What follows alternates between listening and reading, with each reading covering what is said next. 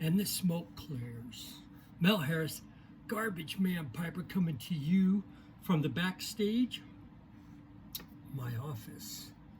Well, we got stuff to go over. It's time. I've been lax. We got shop talk. We got YABOs. We got shout outs.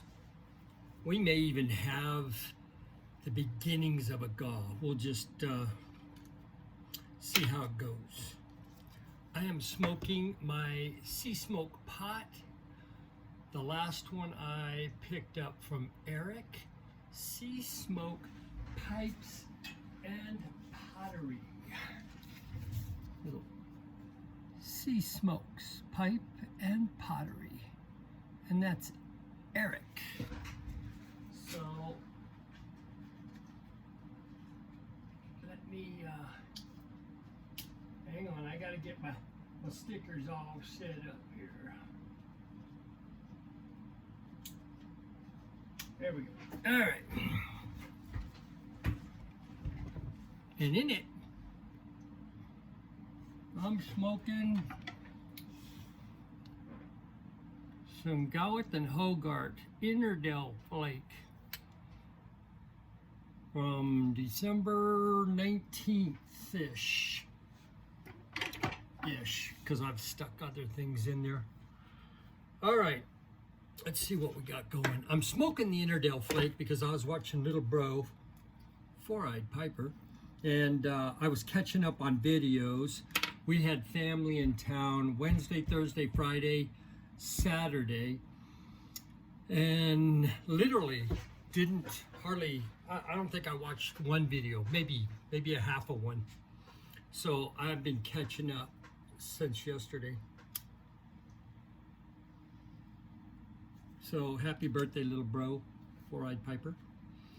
Digging the beard and too cool on the job change. Let's see, what do we cover first? Let's do some shout outs because I don't have a whole lot of those and it's been a while.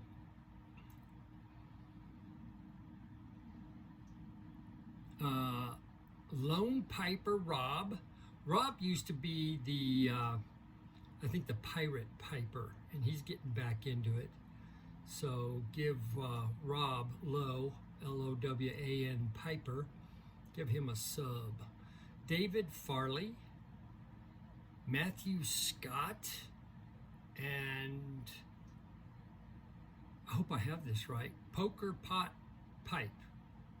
Or is it Pot Poker Pipe? Poker Pot Pipe. I hope.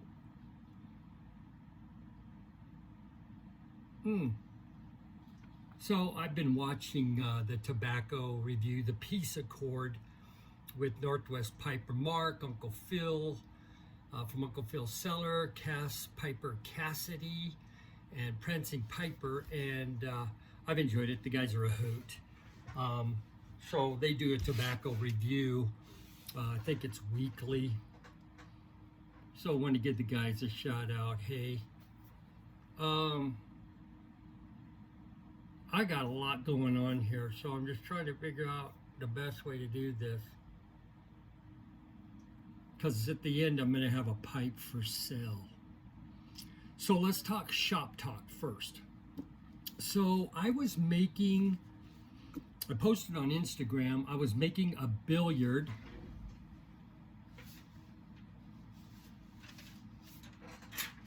So I drew up a billiard on a block, put it on the lathe. If I remember, I'll throw a picture on the end. Pipe gone bad. So I had it going good. This is kind of an idea.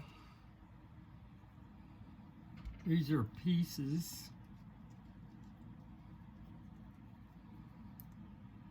Left of the shank that snapped off. And this is the first time I had ever put anything on the end of the pipe. And I'm still experimenting with it. So it doesn't overly surprise me that it got botched. I'm still trying to figure it out. I just glued this straight to the end and it's on there. I mean, it's on there good. I'm also going to try it as a collar where you can see the wood, which is how I see most of them. But yeah, it blew up. So instead of just chucking it, I don't know why I can't just chuck something when it blows up, but I salvaged it into a poker. Now, as far as I've gotten on this is I rusticated it and stained it all black, and I now have this. I gotta put that down. I now have it to where it's ready. I'm going to put the color of the rim will match the stem, so it's going to be kind of a Dovon color on the rim. And I'm gonna wait to buff the sides out before I decide if I'm gonna stain the sides. So I'm gonna stain the rim, buff it out. But yeah, so just a little poker, saved it. It's a non-filtered pipe, but hey, at least I saved it. So it is a non-filtered. Actually, it's not. It's a non-filter because there's not enough meat in there to put a 6 mil. So there you go. So that's some shop talk. I as soon as I did that, I right away drew up another block and put it on the lathe and started the billiard again. So far, so good. I actually think what I did is I made the tenon of the pipe. I think I forced it in here and cracked it and didn't know I cracked it. So when I went to lathe it, it blew up. So just a mental note, make sure that the stem, don't force the stem, you know. Go ahead and sand it out a little bit if you have to so that stem fits really nice and smooth before I start lathing it. So lesson learned, kept a few pieces just to remind me. So yeah, so I can't buff this one out until I at least get the other one off the lathe, because I put a 3-wheel buffing system from Bale on my lathe, and that's how I buff my pipes. So a little bit of shop talk there. I've got a new pipe, but first I want to show a couple of YABOs. This was at the office today when I got there. I'm not shipping stuff anymore to my office address, so should something go that way, I'll be able to get it, but only when I'm at the office. I'm trying to ship everything here to this address, but this is from CJ Pipe Rescue from Jim, and it says, "Thanks for all you do." So got me a sticker. I think he was sending out some stickers. So now we can put him up here, get him up here, and he is now right there. And we may move him around a little bit. Jim, thank you so much, brother. I appreciate you. I appreciate what you do.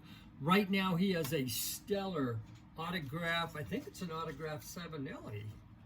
I could be wrong there, but I thought that's what was on the stem. Could be wrong, but a cool pipe, nice pipe, and fairly priced. So there you go. So we got some shout outs. We got one Yabo. I got another Yabo. I have to say, this is the biggest and heaviest Yabo I have ever received. And I'm totally stoked. I've been in a briar, like feeling like I need to buy briar, and when this came up, I just pulled the trigger on it. In it was some Cairo, unopened tin of Cairo. This Yabo is from J. Monton Pipes, the Bayou Guru. I call him J-Man. So J-Man, thank you. It's Jason Motone from Jason Motone Pipes. And I can always use a box. He also sent some, I think this is acrylic. It might, this is lucite. So he sent me a couple of different, 3 actually, for stem material. So too cool. Plenty of stuff to experiment with. Now in this box is bigger briar pieces than I have ever seen. But I am so stoked because it just is all about potential, and it's going to allow me to expand some of the pipes that I make. It's also going to teach me how to square up some blocks. So this is one of them. This is big old Mamba Jamba. These things, the postage cost him a mint. Jason, I'm so appreciative. I've wanted to get a block that I could make a Canadian or a lumberman from, but you just got to have a really clean block. And I don't know if I'll have one of those in here, but I will definitely try it. So very cool. I mean, this thing is huge. This has got to be 3 inches wide. And even if I don't use it, I can cut that bad boy in half, make a couple billiards or whatever out of it. Big. Oh, dude, these are huge. I love it. And I've got, so that's 1, 2, 3, 4, 5, 6, 7, 8, 9, 10, 11, 12, 13, 14, 15, 16, 17, 18. Shoot. 1, 2, 3, 4, 5, 6, 7, 8, 10, 11, 12, 13, 14, 15, 16, 17, 18, 19, 20, 21 blocks. I'm not going to pull them all out, but some of these have some really cool grain. I need to do a better job at utilizing the grains in the briar. But right now I'm just really working on my shapes, you know, fundamentally. Yeah, I did the poker, but this poker would not have been made if I wouldn't have done it, tried to save the piece of briar into something smokable. But I got me another box. I have cut it open. I cut it open and I was gonna look at it, but it was so nicely wrapped that I had to wait because I wanted to share it with you guys. And I'm really stoked about this pipe.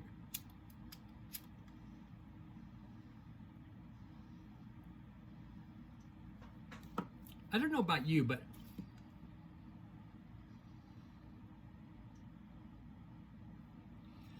I'm just not getting much off the inner Dell flake. It had a lot of plume, a very nice sprinkle of a plume, and this stuff has a tendency to really plume up. But anyways, let's see what we got here. I don't know what is in this box. I do know what is in this box. So that is all I see in here. So let's open the one I don't know what's in first. Somebody asked me the other day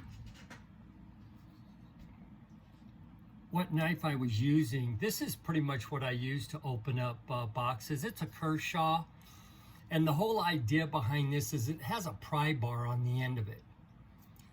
And I bought this because I have a nice bug out that I did some prying with my blade and scarred it all up. And I know, it's a knife, you're supposed to use it. But this is a heavy Mamba Jamba, and it is too cool. It's got like the little screw thing going on, and it's basically my shop and my garage back office pipe. So that's what I use. Well, let's get this done.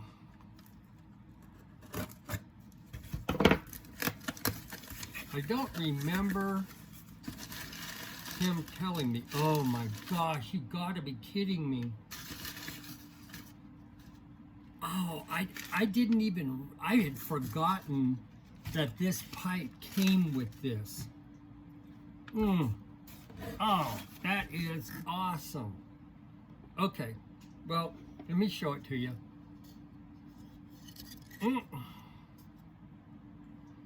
It is a stand for the pipe that I bought.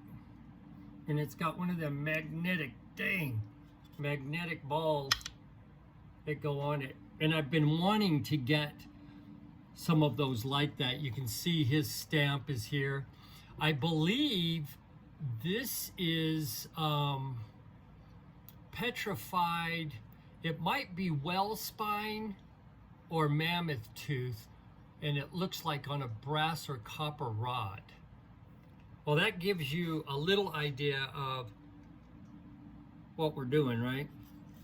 So let's put that down and let's open up the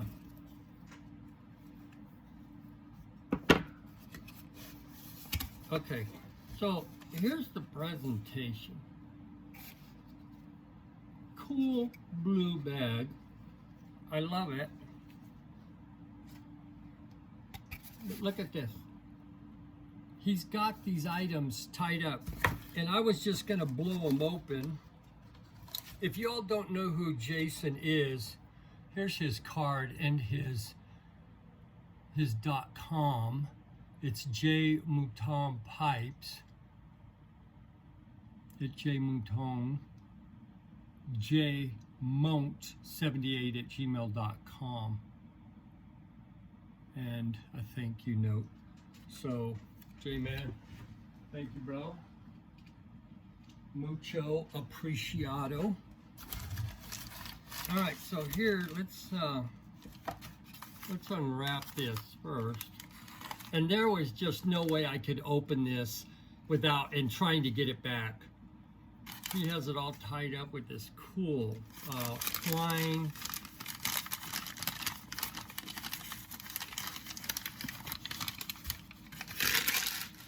And what I'll do is I'll take it all apart and then I'll put it together and show you the pipe.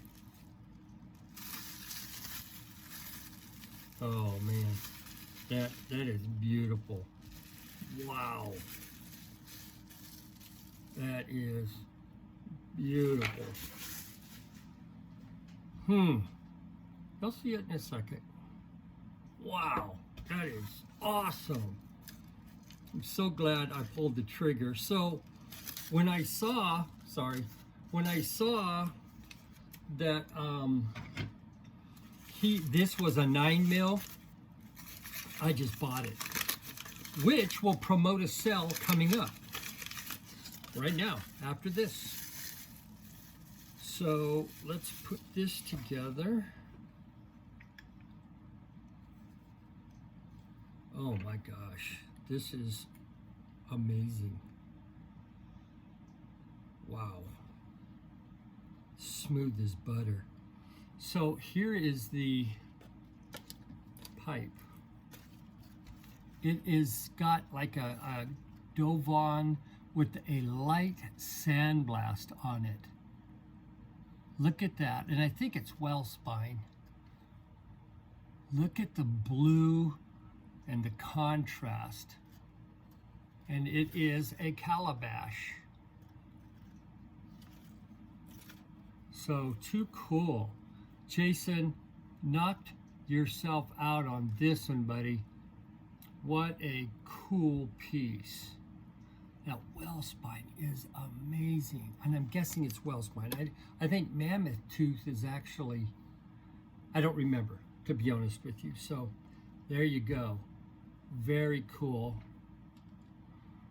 And it's a little heavier than clinchable, but doable.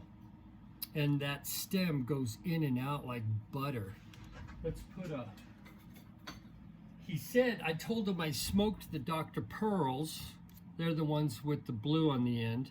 and he said that's what he made it for. And sure enough, man, it is smooth as butter. Let's put this, how it goes on the stand. Man, that is strong.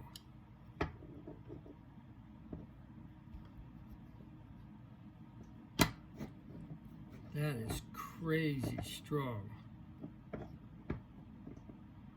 I'm just going to put it that way because that looks cool. But here's how it goes. And I don't know if it goes this way or that way, but it seems to go really nice like that. So very cool piece, J-Man. I'm so appreciative, and I'm glad I was able to pick this up. So too cool. All right, but wait, I am going to right now show you a pipe that is for sale. So I had purchased, and I think it was last September, and I've smoked this pipe twice, only twice, and the only thing that has been smoked in it is McClellan's 40th anniversary, and I've had 2 bowls out of it. It is an unfiltered pipe, and it basically, this is the first calabash that Jason has ever done, and you've got the morta on the bottom, which is fine because no smoke or fire is getting on the morta, but the grain on this is ridiculous.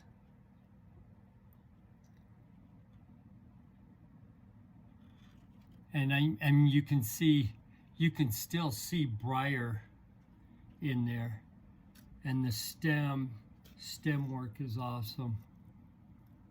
So if somebody out there is looking or missed an opportunity to buy this pipe and or one of his other calabashes, this is an unfiltered pipe.